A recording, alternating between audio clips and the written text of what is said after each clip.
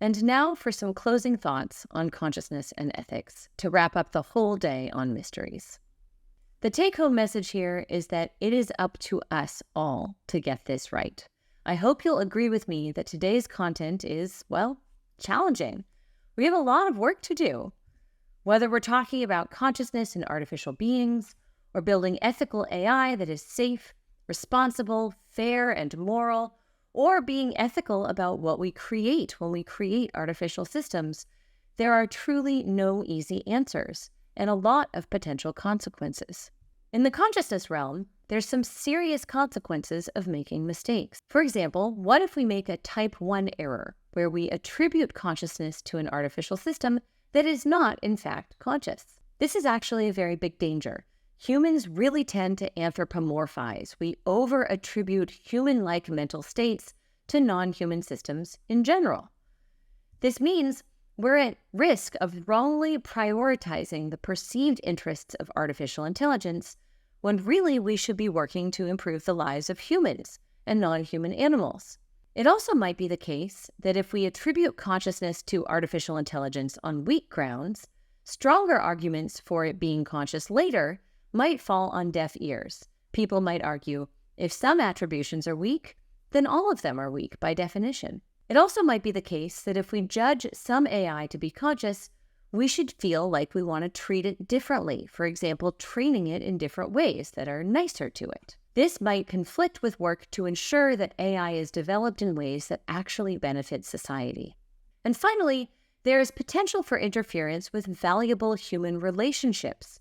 Social interaction with AI could occur for emotional support, and if we attribute consciousness to it, we might rely on the AI more than relying on each other. This could be bad. It also could be the case that some people might be particularly vulnerable to manipulation or exploitation through these means. What about the opposite? A type 2 error or a false negative or under-attribution of consciousness. If we do this, we might risk causing or allowing morally significant harms. In fact, we already have this problem with non-human animals. I'll point out that being conscious is not the same as being capable of conscious suffering.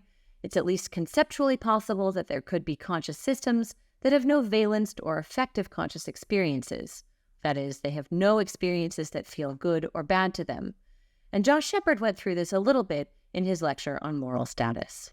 In the ethics realm, we need to learn from our past in order to build ethical AI. History teaches us important lessons. For example, in the machine age, we had technology like textile mills, which created jobs and availability of clothing, and it drew people to urban centers where there was better access to education and medicine, and these were great things. But they also came with a concentration of people that led to pollution and child labor and unequal income and power distributions.